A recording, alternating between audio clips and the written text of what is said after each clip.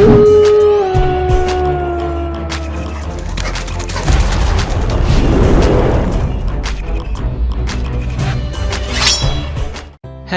everybody, it's Left to Live here with another episode of my audiobook, The Mercenary. Date, August 10. Well, I can say that we're moving forward at a decent speed and we are now camping behind a hill so we won't be seen from the city. The terrain was pretty flat, so it had been a little to no problem pulling the cart all this way. Philip had taken the first pull shift and I had the honor of conquering the first and only steep hill. Always fun to see someone else struggling. Something about it always makes me smile, like I just hit the $1 million jackpot. We encountered a few infected on the road, smaller hordes that were roaming around looking for food. I do wonder how long it will take for them to starve to death. A normal body decomposes within a year, faster if it's hot and exposed to the elements, or slower if it's cold and protected from the environment. It's hard to believe that this might be our future for about a year. I've talked to Cleo and Jack about it and they find it as surreal as I do. A year in the future seems so far away. It's August and this has been a thing for about 3 months. An entire civilization collapsing in mere months. Talk about a house of cards. One section falls and everything just crumbles. The army wiped out or located somewhere else doing something. The fire department, police, hell, even the nuclear power station's workers are gone. And that's made me realize that we will have a nuclear meltdown within a year. This apocalypse is a gift that just keeps on giving, isn't it? A year with infected freaks and radiation.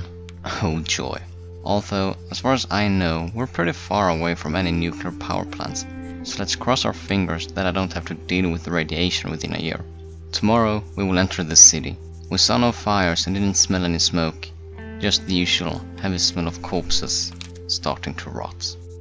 Date, August 11. Philip started to scout the city from the hill, while I and Cleo moved halfway to the city and took cover behind some rocks. Philip's job was just to observe the city, while we moved to see if he could detect any movements before moving towards the city himself with Jack, while me and Cleo observed from our location to see if we could see anything that would pose a threat towards Philip or Jack.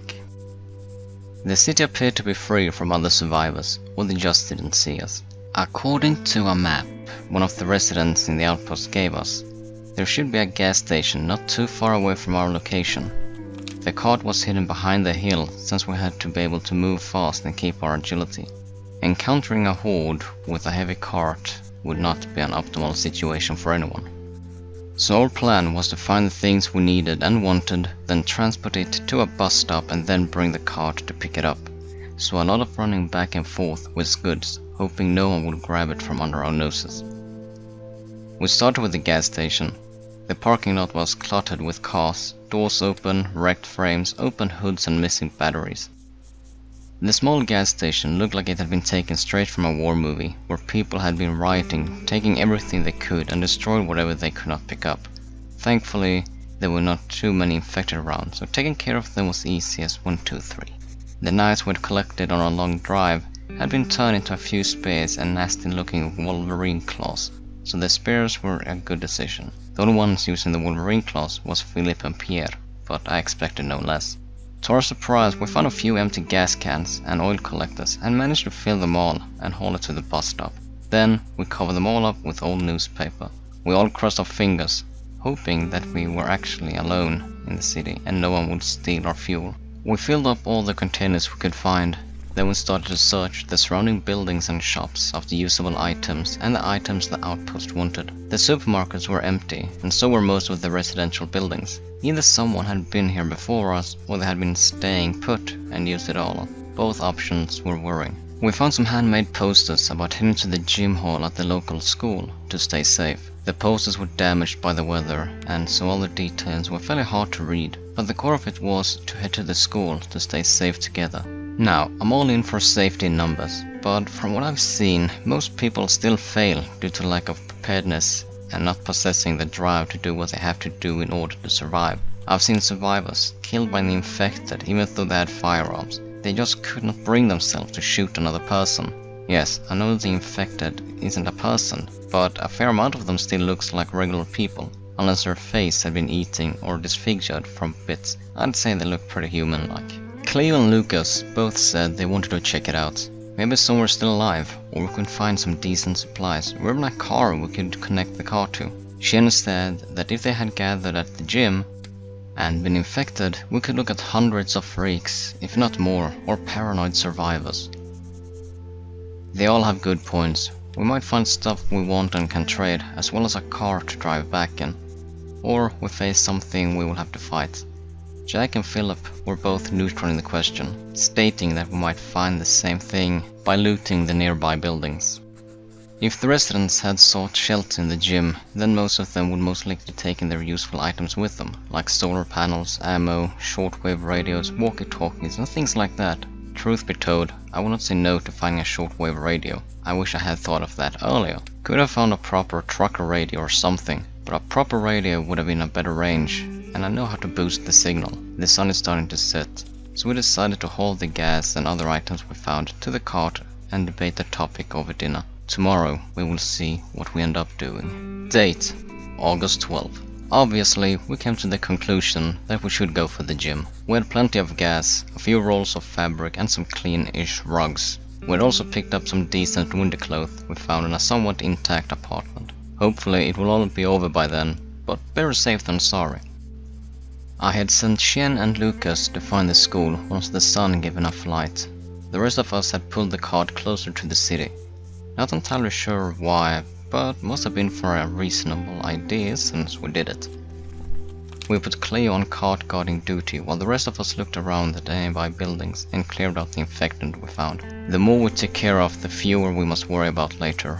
A quick thrust with a spear or a knife could save our lives or someone else's in the future. If we did not clear this area now, someone might come later, or the roam anywhere joining a horde that will attack some random outpost or group. Yes, we're very good guys, thinking about others.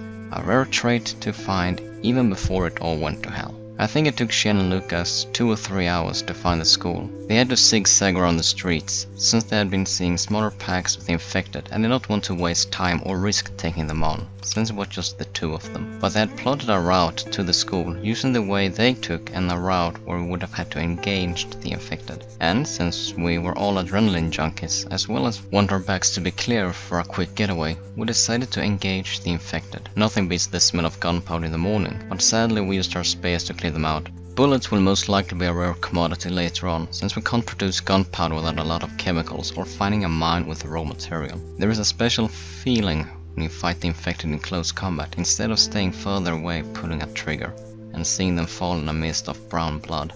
Now you can see what was once human faces, but now they had started to decay, and the blood turned to a thick light brown colored liquid. It feels more personal and a bit more frightening, since a bite will take us out. I never enjoyed man-to-man combat. It's very personal at that stage and it's hard to keep track of what's happening around you. At least this time I was not fighting alone and I knew I could count on my team having my back as I had theirs. We cleared 2 streets, then moved the cart to our location. We did not want to leave it too far behind since it was full of stuff we wanted. Lucas said that the parking lot next to the school was full, so we should be able to get a car up and running, meaning we wanted to drag the cart all the way back. Sometimes even Lady Luck seems to cut us some slack, and I'm not passing down the occasion. Stained with brown blood, we reached the gym and parked the cart nearby. The gym looked fairly undamaged. Some corpses were scattering around, but at this stage we cannot be sure if it was corpses from infected or normal humans. But what did give us some hope was that we could see some small solar panels sitting at the windows, meaning that we might have struck gold. After we had scouted the outside of the gym, we gathered at the main entrance and gave it a hard knock. First we had nothing, but after a few knocks we started to hear moaning and knew that all the poor souls who had been seeking refuge inside had been infected. From the outside, it looked like as if they had survived without any bigger issues. Most likely someone who was infected managed to get inside and attack the refugees before they got shot themselves. With the moaning inside growing louder, Cleo tried to open the door, just realized it had been bolted shut. We assumed that they had barricaded themselves in hope that the horrors would pass and they would be safe inside. From the sound, it was as if they were right behind the door, but we still had to find a way to get inside. We had seen a fire exit on the side of the building, but it was a thick door that was most likely more reinforced than the front entrance. Since we didn't want to use our shotgun for the door, we decided to use a crowbar we found. Pierre took it, and if it was second nature, he put it in place, and within a few seconds the lock was broken. He turned his head towards us with a smile and said, "Don't ask." Once the lock was broken, the door started to bulge and wave at the same pace as the moans. With the lock gone and the door slightly weakened, the force of the infected pushing started to make the door bulge and creak, to the force put on the boards and on the hinges inside. It felt like ages before the entrance gave up and slammed to the ground with a wave of filthy smelling infected dead on its tail. The first row fell over with the door, and the ones behind started to shuffle towards us. They actually crushed some of their comrades on the ground by walking over them. We fought them with the spears for as long as we felt comfortable. When Jack saw a few coming from behind us, drawn over by the commotion, we knew that we had to take care of them fast. So we changed our firearms and put Lucas' bullets to the test. Shooting the infected might in some cases be a waste of bullets. But since we were unknown how many were inside and would come from behind us, it was the best way to conserve our energy. I'd rather shoot a gun for a few minutes than being in close quarter combat with one infected for a few minutes and then jump to the next smelling bag of flesh. After disposing the last infected from the gym, we took our time refilling our mags and cleared a path inside the gym. Not that fun to walk on corpses and slip on a pile of guts, taking a nosedive straight down on the mass of flesh, blood and bone. After what happened to Pierre, we thought it would save us some pain, but cutting away some laughter by cleaning a path inside. The outside of the gym had been clean in regards of blood, but inside was a slaughterhouse. Blood smeared on the walls and floor, corpses to the left and right, most likely people who got caught in the crossfire when someone tried to shoot the infected, but shot someone else instead or mistook them for one. We still managed to find some stuff not drenched in blood or crushed. A few car batteries, hobby solar panels, a few handguns, some cans of mystery content since the labels were gone, and some rolls of toilet papers from the bathroom, among some other fun stuff we thought we could use for barter. We also got our hands on some car keys, so we knew we would be able to drive back to the outpost. I have to say that even though I enjoy the thrill of the fights, it's starting to wear me out. Too much blood and carnage. It's not like a war zone where you can see a dead person with a hole or two in the torso, or a dismembered person who was killed by an explosion. This is a league of its own. If the infected gets to you, but you'd already got killed, they will just keep eating you. Eat until their stomachs burst or they get pushed away. If they get to you when you're still alive, they will stop tearing and eating you once the infection takes over and they see you as one of their own.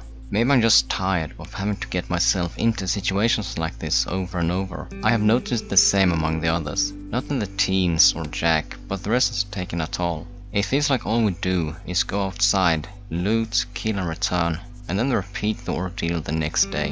Why am I starting to think and feel this way? I will have to raise the question tomorrow, or once I can see everyone's minds are a bit more calm. Maybe I just need to assign the teens and Jack to do the heavy lifting for a while, so the rest of us may rest and get our heads back into the game. A distracted soldier misses things and can lose track of the situation, and now, more than ever, it might get us all killed.